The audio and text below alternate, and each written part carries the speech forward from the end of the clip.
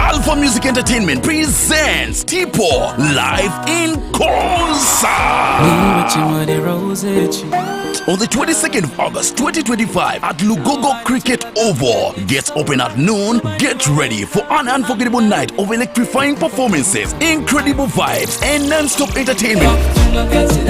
And a lineup of amazing guest artists. Entrance is only 20k ordinary. VIP is 50k. A golden table goes for 1 million, and a platinum table goes for 2 million Ugandan shillings. This is all brought to you by Pepsi, Aquafina, Safeboda, Temtem Bakery, Global Coaches, Nash Prince, UBC, and MTN Momo. Ladies and gentlemen, Tutu Mosquito Repellent Jelly is Uganda's first and only UNBS approved mosquito repellent jelly, protecting you from malaria while nourishing your skin with a gentle touch. Just apply it on your body and mosquitoes will not come near you. We also have Tuntu Habu Jelly, excellent for your skin, whether you have skin rashes, pimples, irritations, and other skin problems. Tuntu Habu Jelly is your body armor. Call or WhatsApp 0754 135 343 or 0780 899 580.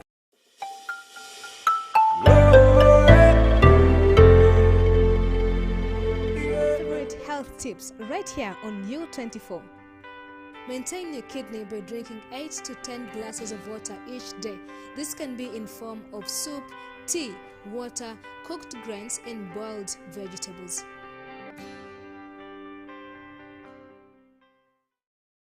Don't miss on U24.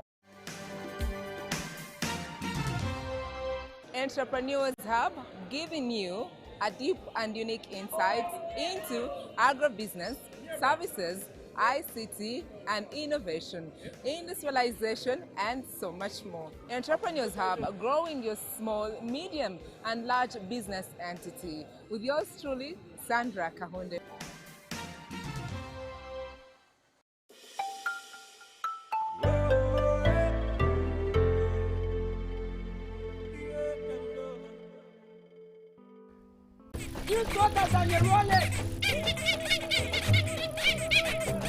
Elderly and persons with disabilities, it's time to choose our leaders. Let's show up and participate in the special interest group elections. Starting June through August this year, your vote, your voice, my vote, my voice. This message is brought to you by the Uganda Electoral Commission.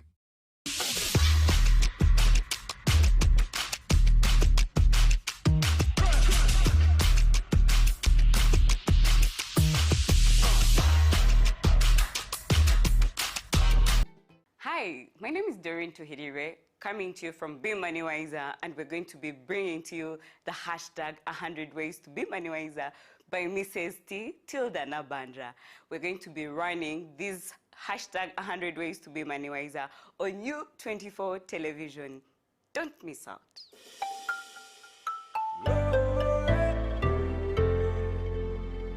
U24.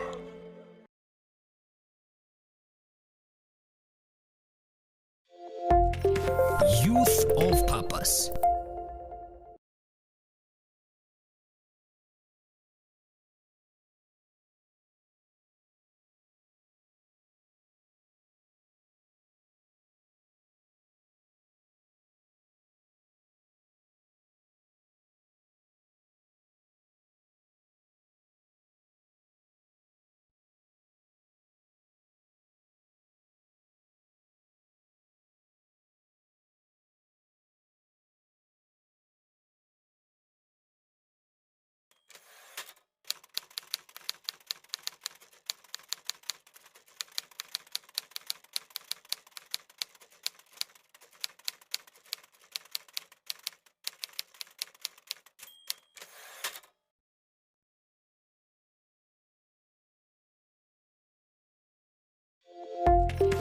Youth of Purpose.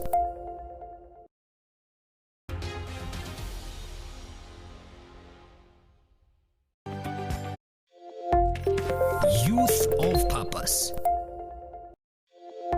A very good evening, and you are welcome to U24 Youth of Purpose. My name is Jocelyn Ankunda, and joining me is a very interesting panel.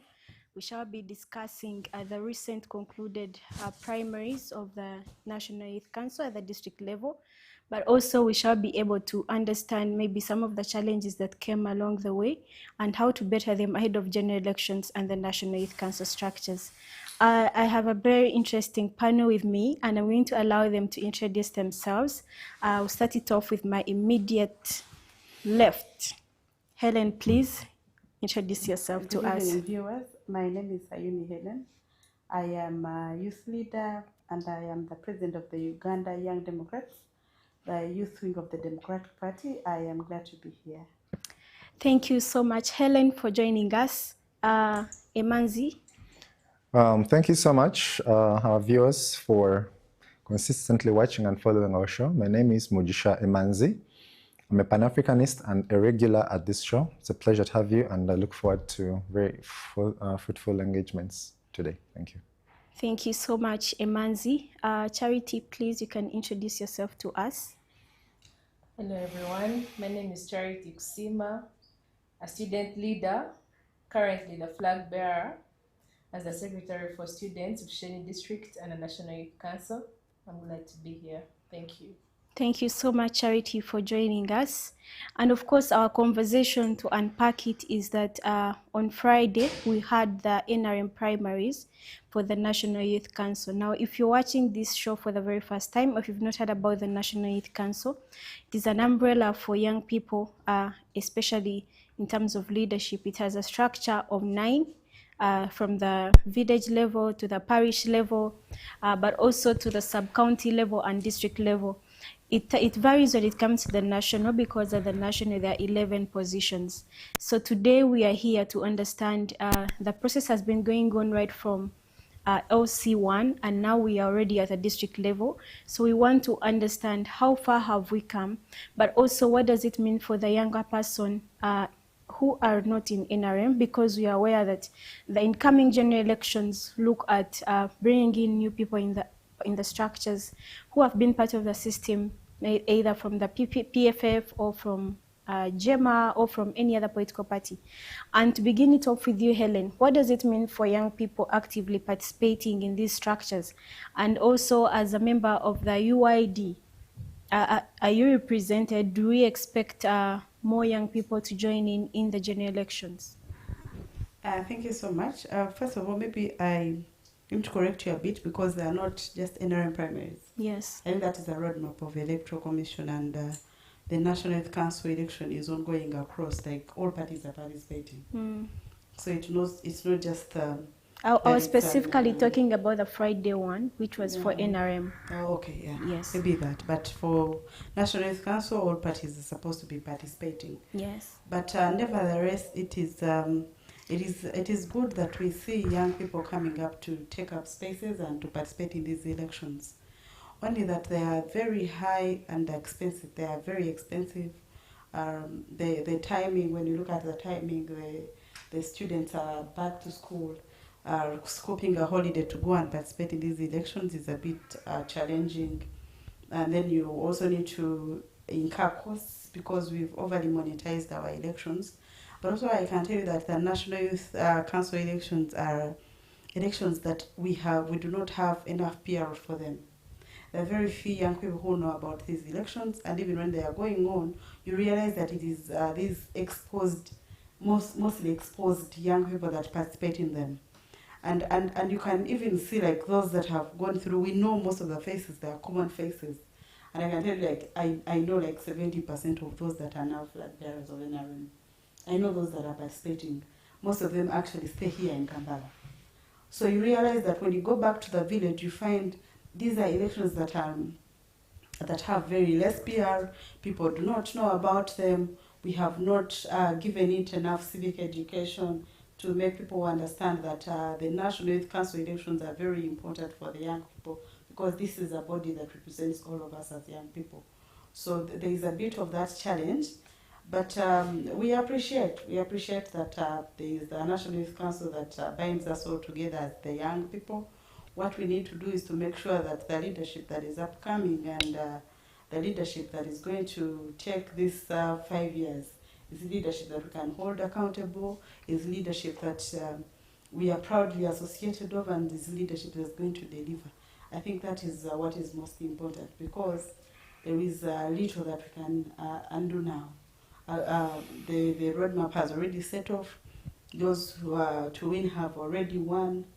And so we can change barely nothing, but we just have to make sure that we can hold these people accountable, because at the end of it all the 5 years, if we are not careful, you find that there is nothing that we've gotten out as young people. So for me, I think that is for me about the National Youth Council elections. Yeah. Thank you so much, Helen, for that. You mentioned something very interesting, that the elections are very expensive for young people.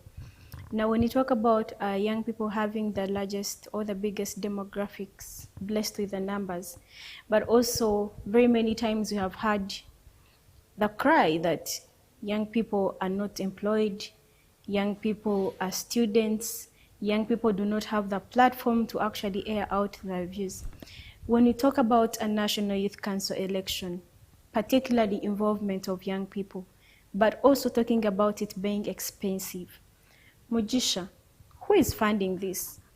If we are saying we are unemployed, we do not have the money, but then the election is expensive. Well, that question is very complex, because when we are talking about who is funding this, like you're mentioning, the laws of the land dictate that for an individual who wants to take on leadership, they have to have their own resources. The state can only contribute as far as it can in terms of logistics and other things as provided for in the Electoral Commission Act as amended in 2005. However, that draws to a very big picture.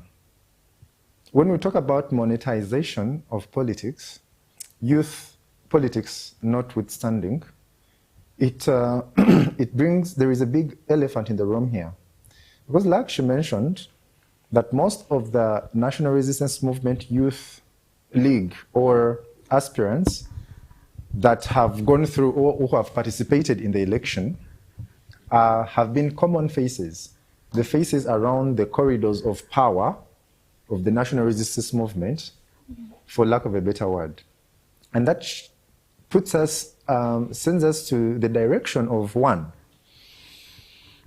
When the multi-party political dispensation system was embraced by Uganda in the year 2005, what we had as the state structures are what were usurped to become functional structures of what we call the National Resistance Movement.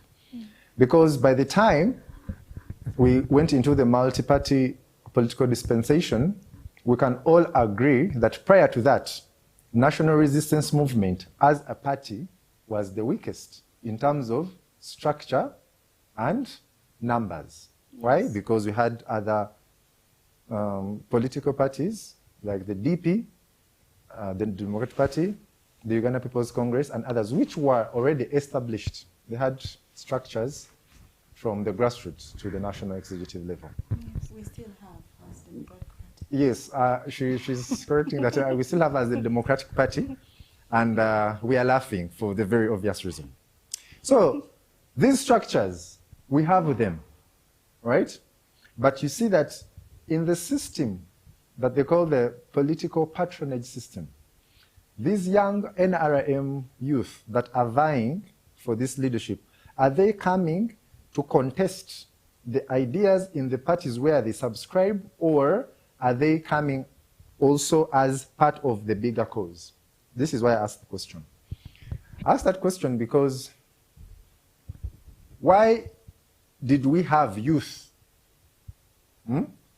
in the CA, in the Constituent Assembly? Why did we choose to have the youth and women represented at all levels? Because if you realize that the National Youth Council, together with the Women's Council actually, they were both enacted in 1995, right? the National Youth Council Act and the Women's Act. 1993. 1993. Now, why did that happen? It happened because there was a global rhetoric of having young people mainstreamed into leadership and politics. It was a global outcry. Uganda was not an isolated incident. And because of that, we went into formalizing structures of how to have young people into the system, lacking the ingredient of the contribution of the young people, the contribution that they bring to the party. Because as a party, if the young people contribute, contest, and debate the policies they are in, then that becomes a functional system. However, if the young people are part of an organization for the handshake and the few incentives that are given to those few under the political patronage system, then the whole idea of youth participation in leadership becomes a whirlwind. So the reason we're here is to discuss, as we're having these structures, young people participate in them, what is the contribution of young people in these political structures? Because at the end of the day, what the political party decides or dictates, especially the one in power, that is the fulcrum upon which the nation moves. I beg to submit for now. I thank you. Interesting right there.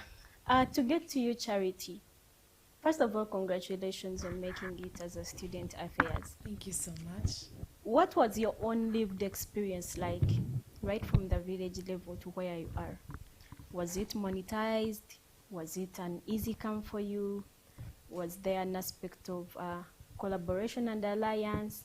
What was it like for you? To begin with, at the village levels, very many people do not know about these structures. There are very few youth that know about National Youth Council, that know about the Youth League, that know what actually takes place. And I have to thank you for bringing me to the structures. And everyone was actually happy seeing some youth participate. But right from the village level, people wanted active participation in village things, collaboration. How are you relating with your other people, with your fellow youth? Then, of course, to the parish level, then the sub-county level, there was no big deal of monetization. But when it got to the district, there was a lot of monetization. There is nothing like collaboration, nothing like cooperation. Most people will need money to vote you. Without money, I do not know. And who funds the people? The upper people. The upper people are influencing the youth, and of which the youth do not have enough money. So you find a student like me struggling, looking for a lot of money, and that doesn't make sense. But if we go in with one heart and actually feel like we are going to serve, because I don't think there is a lot of money that you get from there after investing a lot. So it's all about servant leadership. You go there to serve. But when these people have invested a lot of money, they will come into the positions to actually rob more money from where they are not going to get it from. Thank you so much. So you talked about something like the upper people. Now, where does this leave the independence of young people in making decisions? Because I equally believe if the upper people fund you, most likely you will become either their puppet or subject to their instructions. So where does this leave the hope that people are investing in you as leaders, and also the fact that you have been funded by the so-called league people? Thank you. Not everyone looks at it in that way. People feel like if the upper people are giving them the money, then they will have a connection. They will have maybe someone to talk to. But they do not look at their own rights and their own voices as the youth. We are the next future. Not every youth looks at it that way. They feel like the people that have made it are going to keep on supporting them. So instead of bringing in constructive ideas for the youth, they are going to listen to what those big people are telling them. They immediately tell them, do this, and the youth are not going to be willing to actually bring in something new because they're in the primitive ways of how people did things and how they followed the things. But if we as youth come in and say no to that, and we actually bring in what is on table, supporting the youth and building on our own foundation and what we see in future, I feel like we shall actually beat the monopoly of the big people in the youth campaigns. Interesting. Helen, beating the monopoly of the big people, how possible is it? It is possible because it depends on the mindset of the individual, because you can actually fund me and tomorrow I do what I want. So it depends on the, and this is why we need properly mentored and properly brought up young leaders. Because it takes a lot of courage and it takes a lot of discipline to know that however much you've funded me, I also have the independency, I can reason for myself. I had a personal manifesto that I have to push for the young people and I have to work for the interests of the young people. It calls for really, really some very good independence and good mindset. So I think that is subject to individual discipline. But it is very hard because we are in a system where the Gambanogus have taken over every other structures that we have. That people have turned themselves into ayatollahs, people have turned themselves into the goddess and the gods of this world. That some of them, if you actually if you're not careful and you do not succumb, that's why you find that today you are with someone and tomorrow they've disappeared. Because we have the kind of leaders who do not believe in independence. We have the kind of leaders who who know that patronage is the way to go, and they all want to just patronize you, and they want to just push for what they want. They forget that, for example, if you've been elected as a secretary for students in Bushenyi district, then you're working for the young people, not that individual. So it takes a lot of discipline, and this is where I say that even when we still have a long way to go in terms of choosing our leaders who are insightful, foresighted, and who know that these positions that you hold today, they hold your key to the positions that you're going to hold tomorrow. Because what you deliver today is the landmark and is the very gauge that we shall use if we are to entrust you with some other leadership position tomorrow. It is what we shall be asking for. And trust me, I sometimes pity ourselves for joining politics and leadership very early. Because accountability really catches up with you so early that if you are young at our age where we are and you're not careful, you will spend 5 years in leadership and people will start asking you for accountability. And if you're not careful, it can throw you. So to the young people that have taken up these positions, I congratulate you. But make sure that you leave a landmark, leave something behind, go serve. Don't look at where you got the money from and who funded you, because that is history now. That is history. That very person will not be there tomorrow when we are asking you. I am seeing some youth actually struggle, those that have been in the current National Youth Council and want some other positions. People asking them, if you want some other, what have you done? I think if you're following up these elections, those that are contesting and want to be youth MPs, there are even those that are in the NRM structures wanting to take over those structures, and in other political parties. The question is accountability. So please, don't look at who is funding you now and who has funded you. Look at delivering, because delivering is your very manifesto tomorrow when you want to take up another position. And I can tell you that to you, the young people, there are many people who are willing to even hold our hands and take us somewhere at every step. But it depends on who you are and what you have delivered. Because if you do not deliver today, the person who wants to take you somewhere tomorrow will be looking at they'll be looking at the resource they are putting in and the output. If you do not have the output, it is going to be very difficult for us. So let us learn to be independent, and let us learn to serve wherever we are. It is very, very important. Thank you so much, Helen, for that. Emanzi, when we as young people keep complaining of the same system, especially in terms of the financial muscles. But again, when we as young people show up in leadership, you are an entrusted chairperson of a sub-county for youth. But when you get to a district level, you want a 30K, you want a 50K, you want a 100K to vote another leader.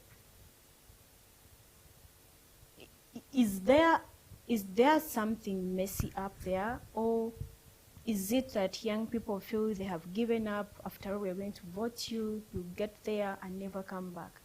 Because to me, I think as young people, if we are looking at being that change that we always aspire to be, we should act by example. But are we actually acting by example? Well, thank you. The question is, when you talk about youth acting as an example, there has to be a benchmark factor.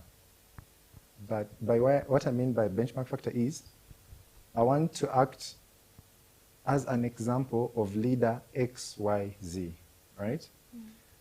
But also, if you look at the nature of leadership that we've had, the type of leaders that we have, and when you just double-click on most of the leaders that we have, this is an open question to everybody that is watching us and my panelists, is who are those leaders that you look at and say, I want to be like so-and-so.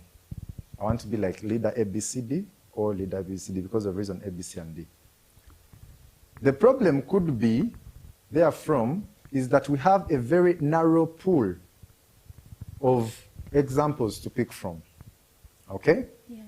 I want to give an example of, if I am inspired by a leader, a former leader, say Che Guevara, right?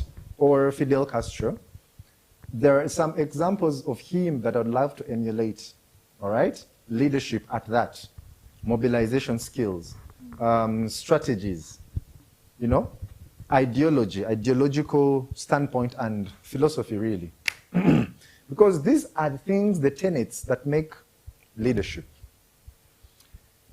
In the absence of tenets such as accountability, that like she was mentioning, mobilization skills, strategy, philosophy, and things like ideology that are the bedrock of every leadership structure.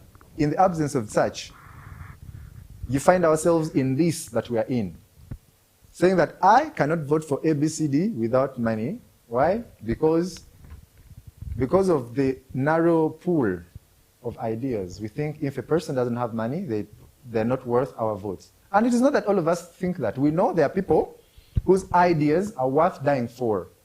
But the question is, am I willing to be the only person supporting Ankunda? Yes.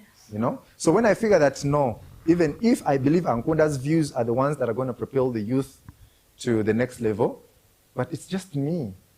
And the majority is going to say Kusima because she has more money, right? Then the balance is destabilized at the most basic level. Now, this is my 2 cents. One, we need a complete and an absolute overhaul of the electoral law governing our country. Yeah. Laws at that. There was a legislator, I think it was Matthias Mpuga, who was trying to push for electoral reforms, but there were some challenges there. I don't have all the details, but I think that's the right place to start from, because if the challenge that we're observing right now is hyper-monetization of politics, okay? We're talking about electoral violence, right? We are talking about limited or a skeletal youth and women participation in direct politics.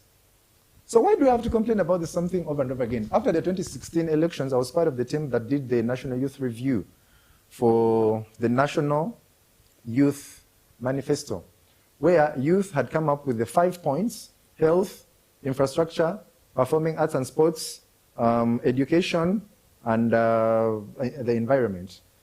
We had these 5 tenets upon which we were testing every person that was going for public office. And we're saying, yes, Ankunda, you want to run for president, but these are our areas as the youth. Are they incorporated in your manifesto or in your work plan? If not, we're not listening to you. So if we have such things, like now, the young people that we have, what is our collective, what is the youth question? What is it that we are collectively asking for as young people? You see that we are segmented. There are those that are talking about youth employment, youth security, as youth in leadership, but we are still lacking that one voice. It all comes back to the statement that we famously talk about on this show. Youth, we need to organize and not antagonize.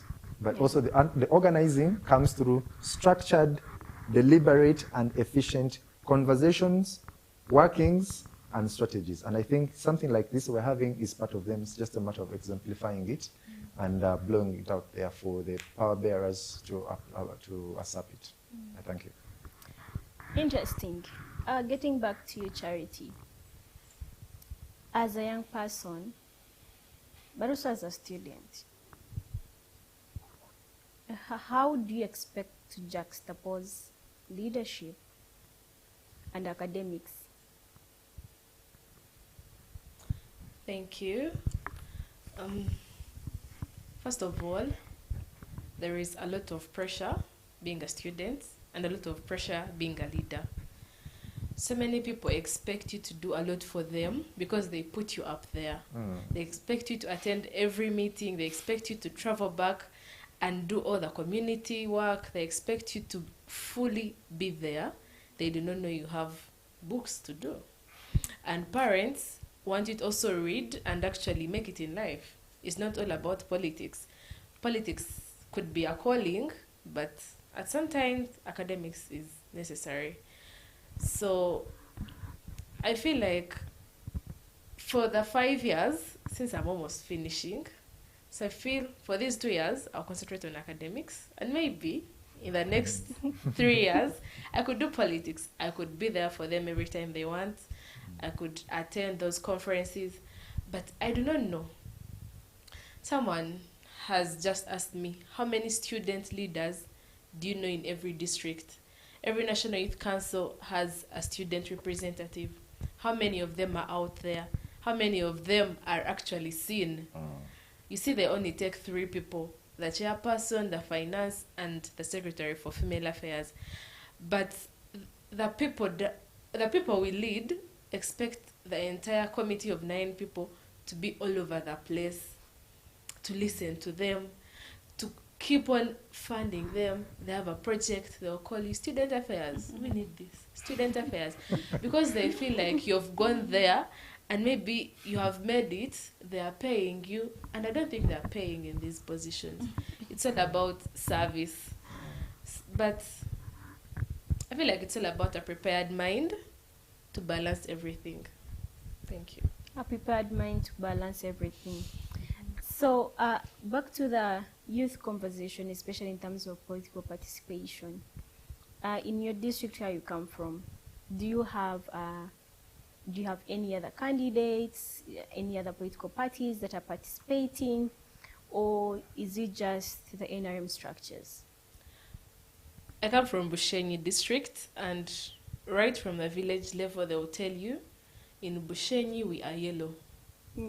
So they will tell you, we do not expect an independent person, we do not expect red, we do not expect anything. You're from Kampala, you bring your red, we do not want it. We are yellow. So you have that mindset of, anyway, mzee. But I am glad that at the district, it is open. They allow people to come in and still contest. They should break the monopoly of everyone is under NRM. Let everyone actually come in and participate in these elections. Yes. Interesting. Helen, in Ruchiga, how was it like? What were the structures like? Especially for participation of the multi-party dispensation. Why have you been smiling first? Because well, my district is also a bit difficult because we still have that mindset where people have been trained almost to believe that there is like one political party in this country. But I'm glad that I have one of the diverse districts. We have had opposition for some time. We had FDC and Honorable Jack Sabiti, you remember he led us for some time. And we have been having There is no time that we've been in an election and we do not have an opposition candidate. Though this time around with National Youth Council elections, it was difficult because the questions were too many. I mean, you would reach the nomination center and they are telling you you need to have your secretary. Like, I went and they were telling me Secretary General had to first write a letter to Electoral Commission, then the Electoral Commission sends the letter the other side, and then you find the letter has not yet arrived. And then also the time you reach and you find like people do not even want to allow you to enter office because you're in opposition. And I am sorry to say, but some of the people that we have are even too petty, that they are office bearers in the security offices, in the Electoral Commission offices, but they do not have the brain to remember that we are in a multi-party dispensation. They give you hard time. They make you feel like you're ADF. I mean, it's difficult, but it all calls for your conscience as a person. Because personally, I am one person who woke up and made myself believe that I am in the best party. And that is where I belong. And I've tried to build some structures in my district. It's very difficult, as I've told you, because today you're building the structures, tomorrow they are buying them off, And it is also a hectic activity. The vice president for Western Uganda of the National Unity Platform is from my district. The lady, Jacqueline something, I think, I forget the other name. So I am from a district that is a bit diverse. Jack Sabit is from there. He's the chairperson, the national chairman of the EFDC. So I am from a district that is diverse, that has some opposition, but we always like pull strings, because for the National Youth Council you cannot penetrate. Trust me. You go nominate at a village level, that's when you will know that we have a serious security system in this country. Because I nominated, I tried, but it was very difficult. The RDC will come, or the NRM aspirants will come. The GISOs, that's when you know that you even have a VISO, Village Security VT. All of them will come. The LC ones of the districts will come, as if like there is. So we still need that mindset change for people to believe that even other people that are in other political parties can actually serve, and the National Youth Council is not just for NRM. Because we have had a problem in our districts. People were saying, yeah, Kabavubuka, it's the youth election for NRM. Yet it is National Youth Council. So explaining to these people that actually this is an election where we all must participate irrespective of our political parties is a very, very hard task. The NRM chairman will just pass with the microphone and everything with the PR system, just mobilizing people that this is an NRM election. And you find most of the villages, I think apart from mine in my district, where all of them were unopposed. Apart from my village, there was no other election in the whole district. So you know what that means. It is very, very difficult. So Helen, from a point of view as a president of the Uganda Young Democrats,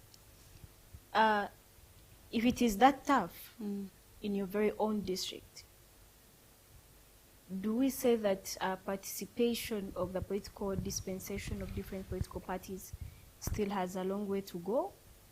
Yeah. Because I'm imagining what is happening in other districts. In some districts, they can even beat you up. If you dare go there and you say you're like in an opposition. In some districts, it's really, really very difficult. And as a country, we still have a long way in terms of multi-party dispensation. You still have a very long way to go. You can see even what is happening. Just leave the youth elections, go to even the other elections. Even you in NRM, you're struggling. You saw in some districts, they just gazetted some candidates and said this is the candidate and nobody is supposed to contest against that candidate. So we are all struggling wherever we are. It's not just in opposition, but the multi-party system of our country is struggling, and we need to. There are things that we can do about it, as he has already said, in terms of electoral reforms. We need to look into our constitution, and as DP we've been saying that we need to change the system of even voting. For us, we believe in proportional representation. We believe that it can it can uplift multi-party democracy if we are to, because this is something that we chose as a country, went into a referendum and chose it, and we must agree that that is where we are. So I believe that this is something that we can build together. We still have a long way to go, but we can build it. We can build this together. Emanzi, ahead of the general elections this month, but also as the atmosphere gets to the national level, what are some of the expectations do we think are likely to happen? But also, how would we make the environment a bit more friendlier for participation of young people? Thank you, Tracy. For starters, we don't have much we can do as the young people, because one, we don't have the most critical element, which is power. We can't do much without power. However, there is another advantage that we have. It's numbers, right? So the youth and children demographic dividend, previously, it was termed as a youth bulge, right? And youth bulge, in terms of description, it's a bit negative, right? It's as if you remember in the 60s, what they call the baby boom in the US, right?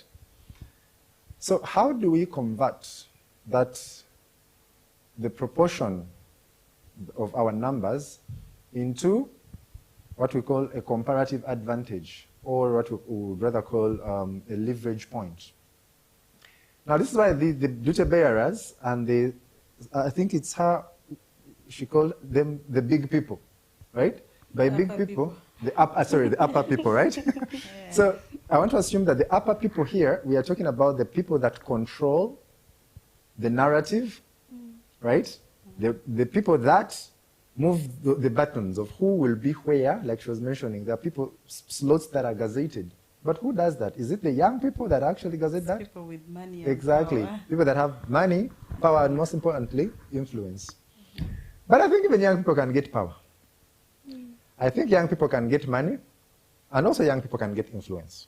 Now the question is, let us first take a stroll down memory lane and look at what are some of the young people that came out as our representatives and what they did.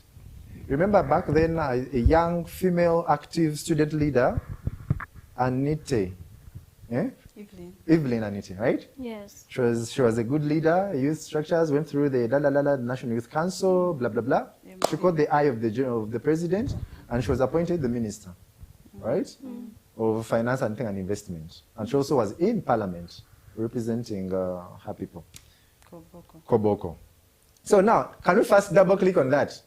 That when she was chosen by the powers that be, what are some of the youth views and voices that she represented, because now she had a seat at the big table?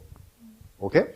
After that, then we shall come back and now double click on our leaders now, especially in the National Youth Manifesto. I'll take an example of my friend Jacob Ayer, right?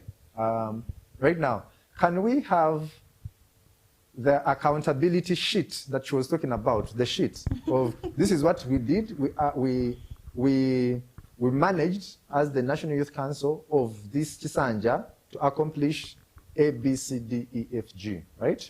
And that attached to what the aspirations of the young people are. Unless we do that, it's going to be a trial and error. And we can't live through this system, because then when a system gets to a point where it can't evolve, it can't change, it's now static, yet it was designed to be dynamic, there is one thing that usually blows that up. History, logic, and science has proved that every time an institution gets to that, it can only be usurped by an outright revolution. Now, the nature of the revolution can be decided anyhow, depending on what the aspirations of the young people want. We've seen leaders of a generation in the 60s, the 70s, the Vidandisali, the Chidunda Chiveidinda, they galvanized themselves and they said, our question now is we want independence. They fought and got the independence. That was the consciousness revolution, to be precise. So to answer your question precisely, going to the general elections, young people, we have to, one, to follow the people who have the ideological base knowing that even if they lose the election, they will not lose their values. Those are our leaders for us to emulate. Secondly, we have to push for the electoral reforms. Young people, there is no way young people are going to get 20 million shillings to go and pick nomination forms for presidents or MP and all these other things. And also we have to talk with a stand voice, with one voice, regardless of our political affiliations, things to do with electoral violence. We have to come out and speak. When the youth in Kenya spoke, the country listened to them. In Nigeria, when the SARS, you remember SARS, when the youth came out and spoke, the establishment listened. Now the ball is in our court. Thank you. Interesting. Charity, how has it been from your own experience, the aspect of women participation in the youth structures? I saw a long line on your sub-county as the only girl out of the 9. I think if there was no female affairs, perhaps your whole sub-county would have said, why are we giving women? But I've also seen the tables turn at the district.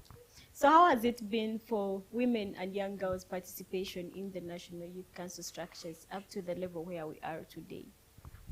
Thank you. I think right from the village level, people feel like ladies are weak. From the village, I was the only female because of female affairs. To the parish, I was still the only female there. Jeez. Then the sub-county, the only female, because the men would feel like, this girl, let's just give this girl, like, just that. But if that post wasn't there, I doubt there would be a lady. Then to the district, at least we beat the men. I realized women in leadership, and I'm like, wow. From the vice chairperson to the secretary for labor, secretary for students, okay, all the rest, apart from the chairman and the finance, but all the rest, we are ladies. And I was so happy seeing ladies win, seeing women in leadership, and I hope we shall change and actually bring it, even the people that are still at the parish level, sub-county, we can lead. We are, yes, we may have weak voices compared to the men, but when we choose to speak, we can actually do what we speak. Apart from the aspect of people saying women are weaker or are not the right to lead, what do you think are some of those challenges and barriers that have not put up a friendly environment for women to participate? Because the positions are open positions, unless maybe if I picked a form to run as finance and then I'm a lady and I'm beaten or not allowed to actually even put it back. What do you think are some of those other challenges that still block women and young girls out of participation, even in the youth council structures? Well, I think the first thing is finance. Most ladies do not have a clear source of income, sorry to say, and the men will take advantage of that. They will say, she has come for chairperson, she has less money, let us use her and give her the money. And not every lady will go in for that. It will be like torture. So they decide to step down and let other things be taken by the men. But if they were fully empowered, then I think the women would be in all those spaces. But to some point, I feel like they are scared. And at our parish, I think the money actually played some part. Because for the post of vice chairperson, they'll tell you, are you buying me? So that you can go there. So it is all, yes, and a lady will feel timid. For example, I am just young. I cannot say maybe I'll give in myself so that you give me the money and I take the position, because I'm the sub-county. Where will all that take me? I may lose my dignity, I lose my value. You are happy, but the post will not add anything. So it will be better. So a lady feels like, anyway, let me stay with everything. And at least I'll still have the respect in the community. Wow, so the aspect of civic engagement in terms of women participation is one that needs to actually be pushed even much further. But also to encourage men to support women way beyond the affirmative action seats. Our time is a bit fast spent, so I'm going to get your concluding or parting shots to the conversation. And I'll start it off with you, Helen. Thank you. First of all, I would want to thank those that participated in these elections, but also call on them that you've been voted and you've been given the mandate, but please go and deliver. Go and deliver. Don't sit in those chairs. I am telling you, they might be comfortable in 5 years, but 5 years is very, very limited time for a politician. If you're to realize you will just be there and you're waking up and we are going to another election, people will be asking you, what have you done? So please use that, use the platform very well to market yourself and also to deliver and put something on table for the young people. Those positions are not yours. The positions are for the people that have voted you. Let us go and participate, and even to the general elections that are upcoming, the young people should participate. I have been of a view that we can take on all the leadership positions that we want, from local councils up to legislature, because if we supported ourselves very well, even with the parliament that we have now, we can have the biggest number of the young people as legislatures. And I have seen them, some of them are ready to participate in the elections. Let us go and support ourselves and make sure that we can take these leadership positions. Let's not just wait to I have seen the nomination list of those that are picked for, those that are picked forms for presidential candidates. There are so far many, and most of them are even the young people. So I want to encourage the young people that every position in this country matters. Even if LC won, that position is very important. We need it as a generation, because we have to build from down. If we build from down, it won't take us long to get on top. So let us keep building. Wherever you are, support a young person and make sure that we get these leadership positions. Thank you so much, Helen. Emanzi, your parting shots to this conversation and recommendations, if any. Well, my parting shots, I don't know if they are parting, because they're just shots that I actually would love to see worked on. Yes. First and most importantly would be the government has to increase. How, I don't know, but it has to increase on the budgetary allocation for the National Youth Council. For an institution to function without proper funding, it will remain a scarecrow. Remember, it was just cut recently. Yes, and actually, their portion was actually reduced recently. Actually, it was slashed, not just cut, because it went so down. Exactly. Yeah. So, without proper funding, these youth leaders are going to look for other alternative sources of income. And that is where we shall go back to what my sister was describing as the transport refund youth leadership economy. Youth leaders, all they do is attend conferences, workshops, and seminars for transport refund without any substantive input. So that has to be addressed promptly. Secondly, to the youth out there, this is the generation of the youth, and for us to be the substantive critical mass, we just can't be the numbers, but we have to have the numbers that are backed with, one, intelligence. We have to study, we have to read books, we have to understand not just our Ugandan society, East Africa, Africa, and the globe, to understand how events occur in the world and what implication they have.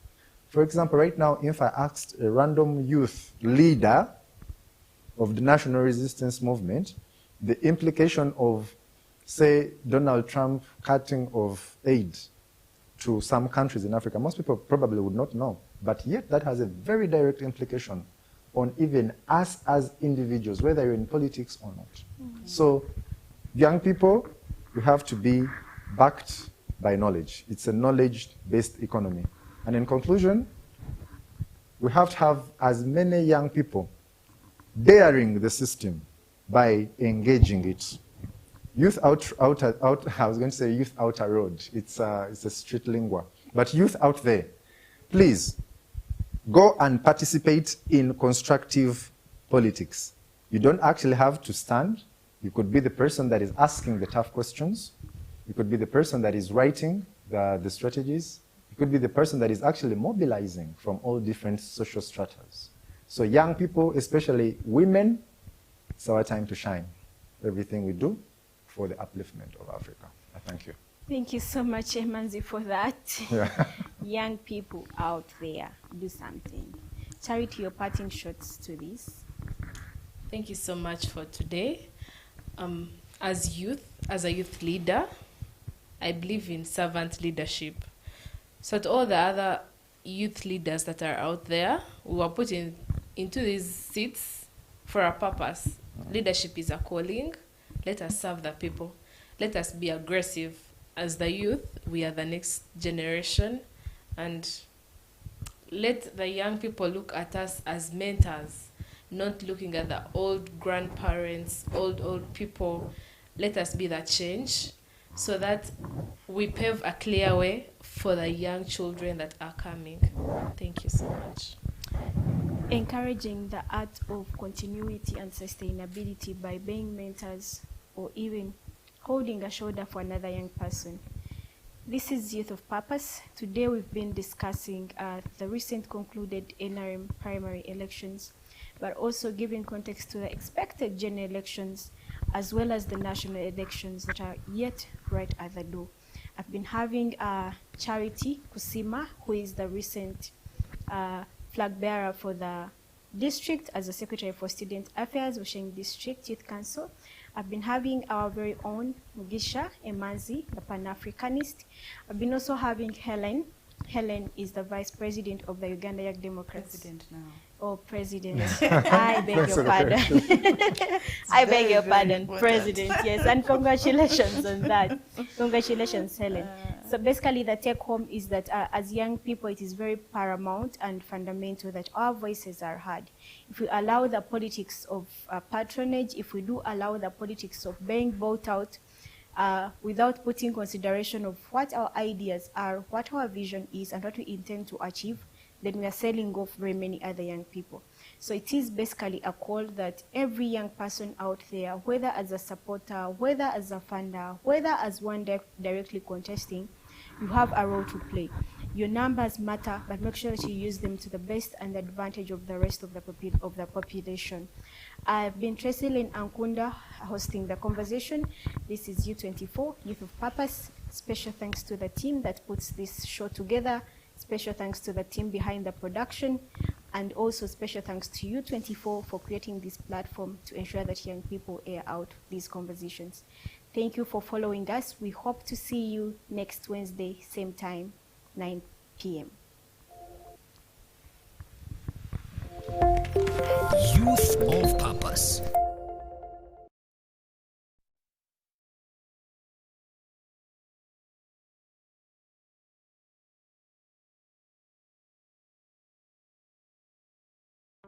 You got us on your roller.